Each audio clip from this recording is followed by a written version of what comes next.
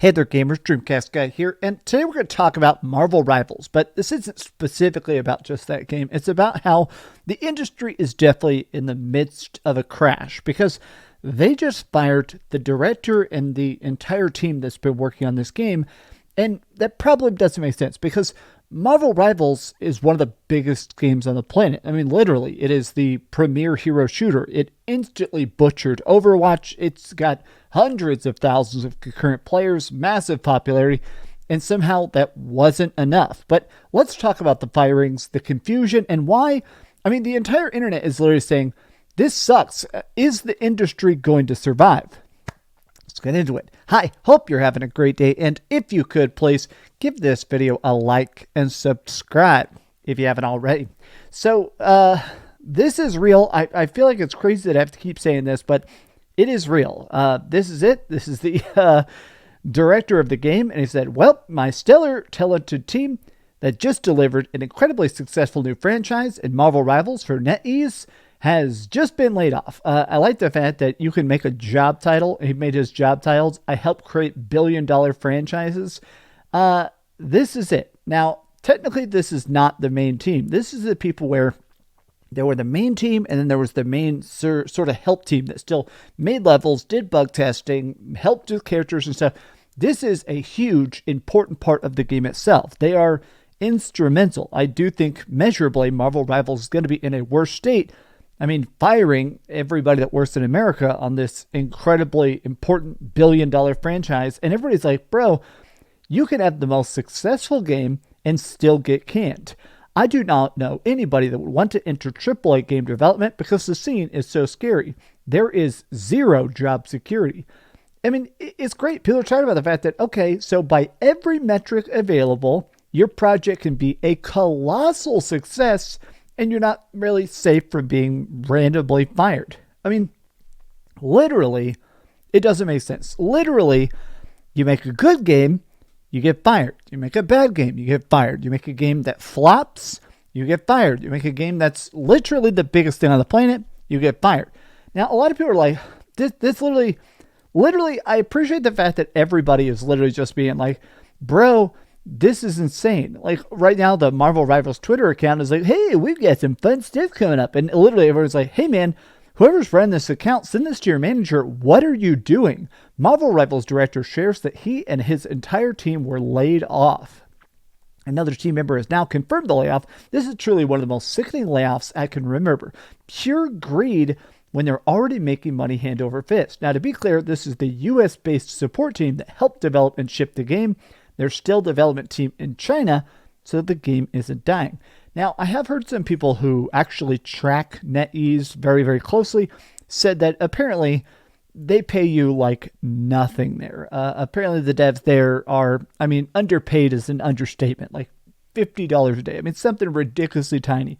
And so apparently the current theory is that, okay, well, the American developers, we got to pay, I don't know, $50,000, $60,000 a year. We have to pay them a reasonable, comparable wage to other American programmers.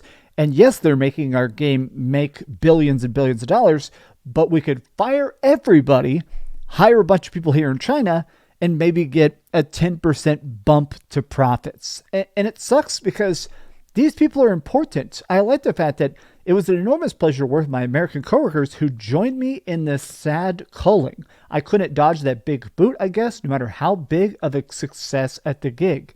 This is a level designer. Like, these are not just bug testers, which is still an important job. This isn't just random QA, which is still an important job. It is literally the people that are making the maps, that are making this game as good and fun and balanced as it is. Sorry, boys. $1 billion ain't enough to keep your jobs. Oh my God. I want to keep going here though. There seems to be absolutely no job stability in the gaming industry. It genuinely does not matter if you deliver an extremely successful game, you're still on the line. I like the fact that everybody really is just highlighting the absurdity of this. Like the fact that in the past, we'd always talk about vote with your wallet, you know? Buy a game if you want a sequel. Do you like microtransactions? Do you hate microtransactions? Don't buy them. Send that signal to the developers that you're tired of constant crappy battle passes and stuff, right? There's always been that thought that if I support something, it will pay off. I like that somebody mentioned Tango Gameworks here in the comments. Okay, so if I buy the Evil Within 1 and the Evil Within 2, like I actually did a bunch of videos about Evil Within. I love that so much. I have bought every single Tango game. I've loved every single Tango game, and they still got shut down. And the thing is, what part of profitability is ever enough? I think what kind of drives me nuts about this is that I do feel like the industry is in this spot where everybody just wants an infinite upward line. If your first game sells 10 million copies, which is a huge amount of sales, the next game has to sell 11 million or they shut you down. I feel like I keep just sitting here and randomly thinking about the Dead Space remake because in my mind, that was perfect. It was the exact original game, but bigger, better, more beautiful, more side quests, more gore, more carnage. It was just straight up the best horror game ever set in space, but even better.